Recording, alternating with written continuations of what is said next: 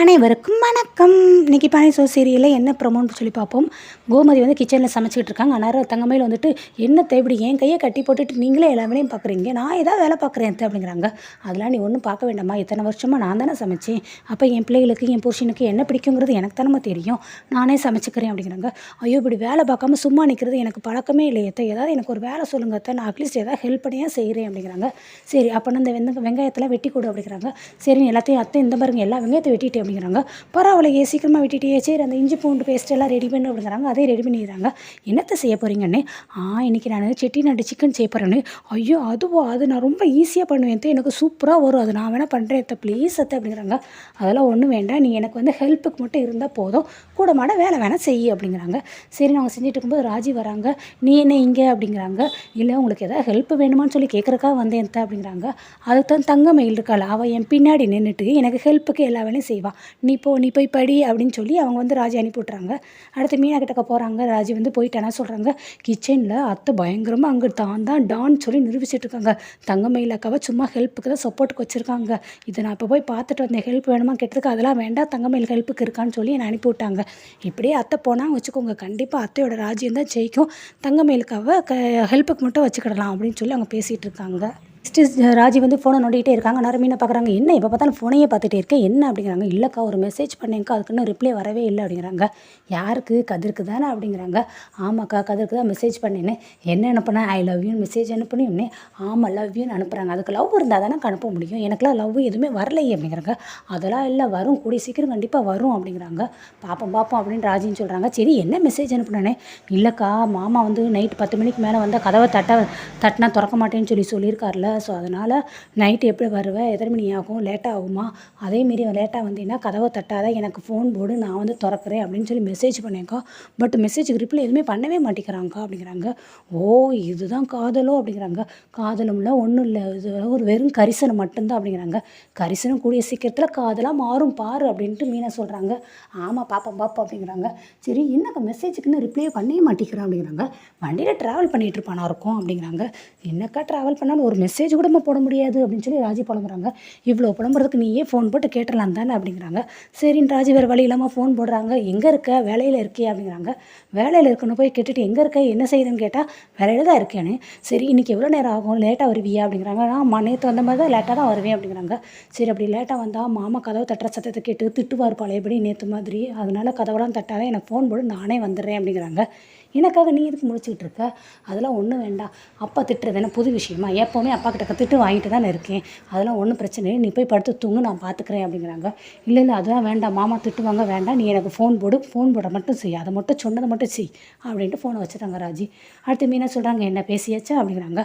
பாருங்களேக்கா ஒரு ஃபோன் போடு, நான் வந்து கதவை திறப்பேன்னு சொன்னால் ரொம்ப ஓவராக தான் பேசுகிறான், நீலாம் போய் படு, எனக்காக வெயிட் பண்ண வேண்டாம் அப்படின்னு.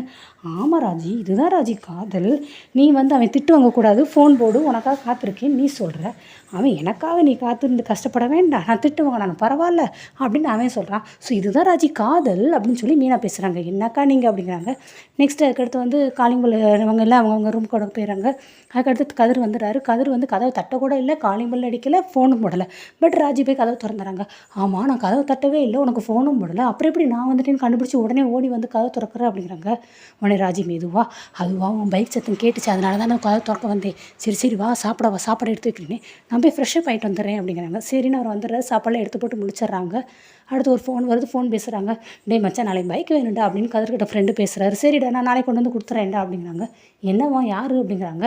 இல்லை இந்த நேரத்தில் ஃபோன் போட்டிருக்கானே, அதை என்னன்னு கேட்டேன் அப்படின்னு ராஜி கேட்கவும், அதுவா பைக் வாங்கியிருந்தேன், நானும் எவ்வளோ நாள் தான் அடுத்த ஆள் கிட்ட பைக் வாங்கிட்டே இருக்க முடியும், இப்போ எனக்கு எமர்ஜென்சின்னு சொல்லி கேட்குறான், நான் போய் நாளைக்கு கொடுக்கணும் அப்படிங்கிறாங்க. ஆமாம் நீ பைக்கை கொடுத்துட்டீங்கன்னா அப்புறம் நீ என்ன பண்ணுவேன் நாளைக்கு அப்படிங்கிறாங்க. அதுக்காக அடுத்தவங்க பைக்கை நம்ம எவ்வளோ நேரம் வச்சுக்கிட்டே இருக்க முடியும், நானும் ஒரு லோன் அரேஞ்ச் பண்ணி லோனில் ஏதாவது பைக் வாங்கலாமான்னு யோசிச்சுக்கிட்டே தான் இருக்கேன் அப்படின்னு இவங்க 2 பேரும் பேசிகிட்டு இருக்காங்க. அடுத்து அங்கே கோமதி பண்ணினை காட்டுறாங்க. அவர் சத்தம் கேட்டு எந்திக்கிறாரு. என்ன சத்தம் அப்படிங்கிறாங்க. என்னங்க எதுக்கு சத்தம் ஒன்றும் கேட்கலையே அப்படின்னு கோமதி சொல்கிறாங்க. இல்லைடி ஏதோ கதவை திறந்து யாரும் வந்த சத்தம் கேட்டுச்சு அப்படிங்கிறாங்க. வேறு யார் வரப்போறா, கதிர் தான் இந்த நேரத்தில் வருவோன்னு, நேற்று நான் அவ்வளோ தூரம் சொல்லியும் 10 மணிக்குள்ளே வராமல் இப்போ இவ்வளோ தூரம் லேட்டாக வந்திருக்கான்லாவே அப்படிங்கிறாங்க. ஏங்க இப்போ அதுக்கு என்ன பண்ண போகிறீங்க, போய் கத்தாமதும் போய் அவனை திட்ட போகிறீங்களா, ஏங்க இப்படி இருக்கீங்க, எதுக்கு எடுத்தாலும் எப்போ பார்த்தாலும் அவனை கரிச்சிக்கிட்டே இருக்கீங்க, அதான் ராஜி இருக்காள், அவள் கதை திறந்து எல்லாம் பண்ணியிருப்பா, அப்புறம் அதுவும் இல்லாமல் நீங்கள் ராஜி முன்னாடி போய் திட்டுனா அப்புறம் அவளுக்கு எப்படி இருக்கும் அப்படிங்கிறாங்க. அதுக்காக அவன் எதுவும் தட்டிக்கக்கூடாதுன்னு சொல்கிறியா நீ அப்படின்னு பாண்டியன் கோவப்படுறாரு. அது ஒன்றும் நான் சொல்லலை சரியா, செலவுக்கு ரூபா கொடுன்னு வேறு சொல்கிறீங்க, இதில் வேலைக்கு போகக்கூடாது, வீட்டுக்கு வரணும்னு வேறு சொல்கிறீங்க, அப்புறம் என்ன தான் பண்ணுவீங்க? அத்தனை பேர் இருக்கும்போது செலவுக்கு ரூபா கொடுன்னு கேட்குறீங்களா? அப்போ வேலைக்கு போக தான் செய்வீங்க, அதுவும் ஓவர் டைம் பார்க்க தான் செய்வோம் அப்படின்னு கோமதி பேசுகிறாங்க.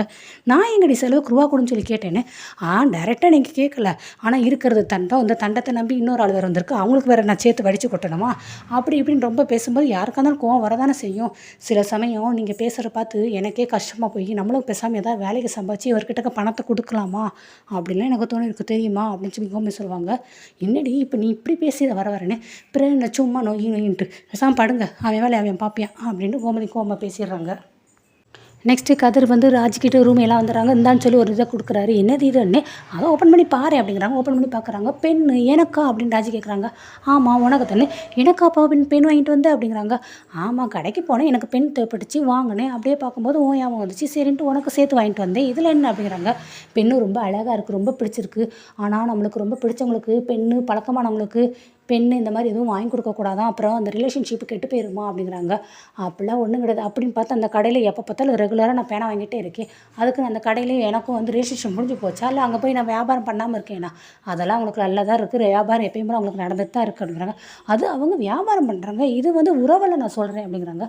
அதெல்லாம் அப்படிலாம் ஒன்றும் கிடையாது சரியா, பேனா வாங்கி கொடுத்தனால உறவு முடிஞ்சிடும் நீடிச்சிடும் அப்படி எதுவுமே கிடையாது, நீ அதெல்லாம் போய் நம்பிக்கிட்டு இருக்காங்க, அதெல்லாம் ஒரு மூட நம்பிக்கை அப்படிங்கிறாரு.